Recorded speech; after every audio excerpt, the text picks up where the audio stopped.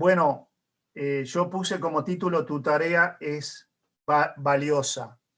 La tarea del maestro, la tarea de enseñar, y especialmente la palabra de Dios, es muy valiosa. Y primero que nada, felicitar a todos los hermanos mayores, jóvenes, algunos más jovencitos que otros, que están involucrados en la enseñanza. Es un privilegio. Es una bendición el grupo, la cantidad de hermanos que hay preparados y preparándose para enseñar la palabra del Señor a los diferentes grupos. Así que como título, digamos así, lo que podríamos decir, y el Señor lo diría, tu tarea es muy valiosa. Así que agradecemos al Señor por cada uno de ustedes, y el deseo, como decía Daniel, bueno, que estamos siempre queriendo crecer, conocer más del Señor para crecer y para ministrar mejor en el área que tenemos que hacerlo, ¿no? Así que eso es lo primero, ¿no? Entonces, el aporte que cada uno de ustedes hace es una tarea muy noble, como dijimos. Además lo dice la palabra del Señor: todo aquel que desea obispado, hablando de los pastores, ¿no? Buena obra desea. O sea, nosotros no somos perfectos, pero lo que vamos a hacer es una obra excelente, se refiere, ¿no? Tenemos que cada día mejorar, obviamente. Vamos a ver algunas cosas acerca de todo lo que tiene que ver con la enseñanza. Son 3 puntos, pero tiene algunos subpuntos, y espero que no sea muy largo y sea claro. Lo primero que nada, vamos a hablar acerca de la enseñanza en sí, ¿no? La importancia que tiene el contenido de lo que enseñamos nosotros. Para eso tenemos que aprender la hermenéutica, o sea, la interpretación del texto, ¿no? Uno puede pensar, no, pero la clase de niños, por ejemplo, o de jóvenes, yo tengo los bosquejos hechos o armados, y voy, lo digo, lo repito.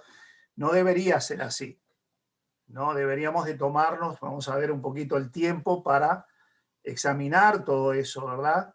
Hacer lo propio y poder compartirlo, sin duda, ¿no? Yo voy a tomar como ejemplo algunos creyentes del Antiguo Testamento, algunos piadosos del Antiguo Testamento y del Nuevo Testamento también, para ver cómo debemos hacerlo. Ellos nos enseñan, Dios nos enseña. Uno de ellos, ¿cuál puede ser? Esdras. En Esdras 7:10 tenemos el ejemplo más, podemos decir, más recurrente del Antiguo Testamento, ¿no? Si ustedes lo pueden buscar por ahí, en el Antiguo Testamento, por supuesto, Esdras. ¿Y qué dice ese pasaje? Esdras 7:10. ¿Se acuerdan? Porque Esdras había preparado su corazón para inquirir la ley de Jehová y para cumplirla, y para enseñar en Israel sus estatutos y decretos. Esos 3 puntos, preparar el corazón, ya ahí tenemos 3 puntos, ¿no? Y cada vez que nos enfrentemos al desafío de preparar un mensaje para los niños, que es un tema muy delicado, yo los felicito a ustedes que enseñan en esa área, o a los jóvenes o a otros grupos, tener el corazón de Esdras. Primero, preparar el corazón, ¿no? Tener una correcta interpretación del texto, aplicar la hermenéutica, podemos decir así, para inquirir la ley de Jehová. La preocupación de inquirir, ¿no? ¿Qué es inquirir? Examinar cuidadosamente. No es leer nada más. Ustedes saben que la manera correcta de interpretar un texto es comparándolo con el contexto, si no es un pretexto. Y yo sé que ustedes enseñan a niños y uno puede decir, no, pero niño, es muy fácil. Bueno, pero si queremos aprender, nosotros aprender y poder enseñarles mejor la palabra a los niños, bueno, tenemos que tomarnos el tiempo como Esdras, ¿no? Él examinaba cuidadosamente. ¿Se acuerdan los de Berea? ¿Qué hacían con la palabra? Examinaban cuidadosamente la palabra de Dios. Y eso que era Pablo que enseñaba, ¿no? Luego, él lo examinaba cuidadosamente. ¿Para qué? Inquiría la ley de Jehová para cumplirla. Y ahí va el éxito, digamos así, del maestro. Cumplir, aprender y cumplir. Y eso va para todos nosotros, ¿verdad? Y luego enseñaba la palabra de Dios en tercer lugar. Cuando él la estudiaba cuidadosamente, la asimilaba, la aprendía, la hacía propia, la vivía, ahí la enseñaba. Y yo sé que a veces quizás estos puntos no, y nosotros mismos, si somos honestos, decimos, bueno, yo hay cosas que me cuestan, cosas que todavía estoy luchando con ellas, todavía, bueno, pero las enseñamos. Bueno, pero es el desafío que tenemos siempre, ¿no? De, como Esdras, inquirir, cuidadosamente examinar la palabra, cumplirla y enseñarla. Son pasos muy sencillos, podemos decir. Recuerden lo que dice Pablo en Colosenses 3:16. La palabra de Cristo, ¿se acuerdan? More en abundancia en vuestros corazones. Bueno, para eso tenemos que tener el corazón de Nehemías, de inquirir la palabra de Dios. Y en segundo lugar, tenemos que tener el corazón de Pablo en el Nuevo Testamento. ¿Por qué? Porque Pablo tenía un corazón que realmente se consustanciaba con la verdad de Dios, se preocupaba de estudiar la palabra para poder compartirla con la gente. Y este es el cuidado que todos nosotros debemos de tener. Después vamos a ver algo respecto a eso. Primera de Corintios capítulo 2. Pablo, por ejemplo, dice: así que, hermanos, cuando fui a vosotros para anunciar el testimonio de Dios, no fui con excelencia de palabras o de sabiduría, pues me propuse no saber entre vosotros cosa alguna, sino a Jesucristo y a este crucificado. Y estuve entre vosotros con debilidad y mucho temor y temblor. Y ni mi palabra ni mi predicación fue con palabras persuasivas de humana sabiduría, sino con demostración del Espíritu y de poder. O sea, Pablo un instrumento, pero Pablo no era el protagonista, el teólogo, el sábelo todo, podemos decir así, el que se destacaba. Pablo iba con humildad, era un instrumento de Dios. Y eso yo digo por mí, eso todavía me falta mucho para eso. Porque aún él cuidaba las palabras que iba a decir. No era filosofía lo que él predicaba, no era religión lo que él predicaba, y él tenía mucho cuidado de que, y después lo vamos a ver a eso también, el versículo 5, el corazón de su mensaje, ¿quién era? ¿Qué era el corazón del mensaje? ¿Era Pablo? ¿Era su elocuencia? Perdone que parece que estoy predicando. Perdóneme, hermano, que me entusiasmé. Era Cristo, ¿verdad? Era el Señor. Y eso es lo que nosotros tenemos que tener siempre presente. Yo predico al Señor. Yo presento al Señor. Por supuesto que somos instrumento del Señor. Y una cosa interesante que tenemos que tener, y yo sé que Álvaro, Esteban o Daniel, que son un poco ya hace tiempo, la hermana Alejandra, Eliana, o bueno, Elia, bueno, voy a nombrar a todos casi, pero Rebeca, Miriam,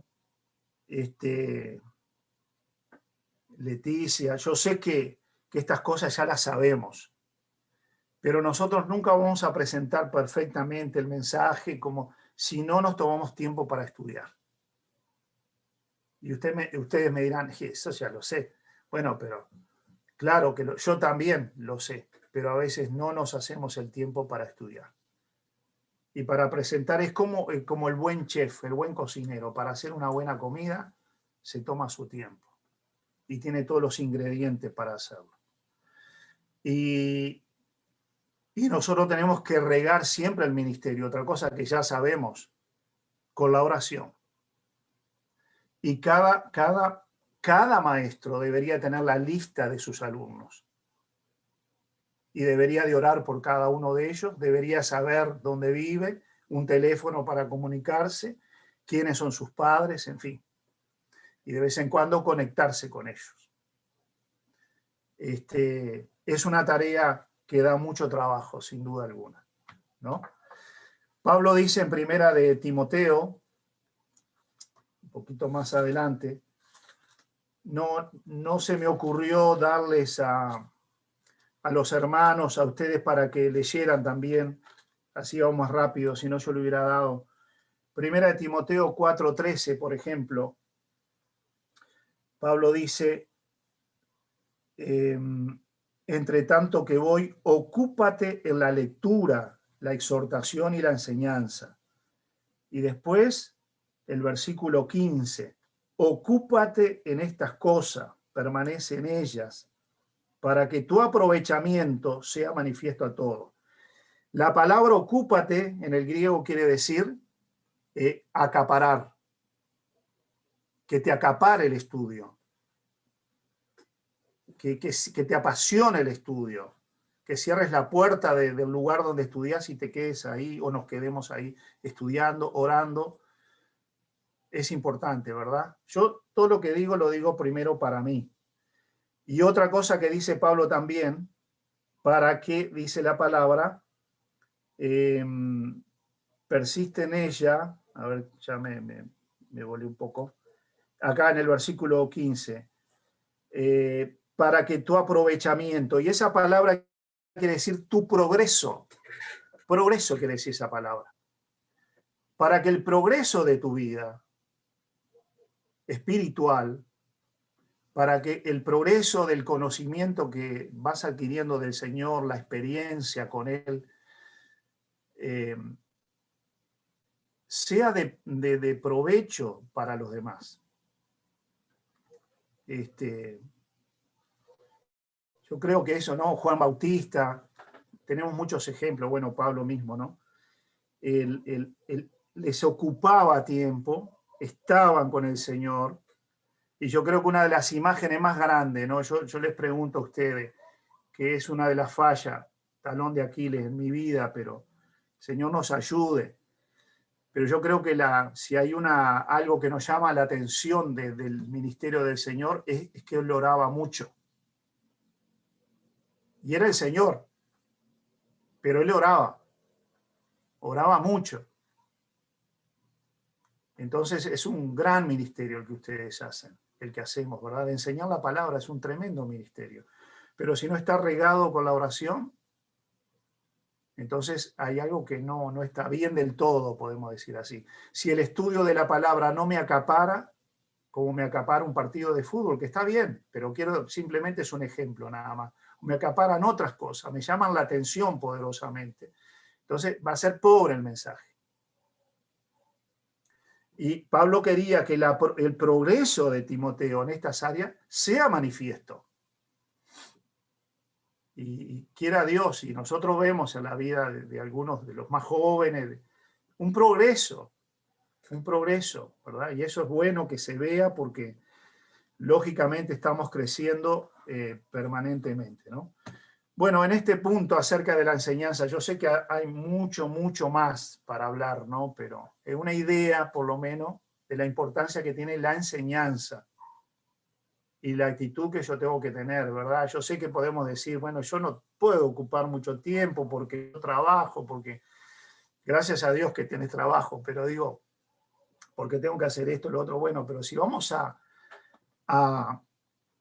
aprender una lección para dar, tenemos que tomarnos el tiempo. Y esto que voy a decir, como tengo acá a mi esposa al lado, no voy a decir por nadie más que por ella. Si ella se enoja, después yo lo arreglo acá. Pero, también hay una cosa, aquellos hermanos que están encargados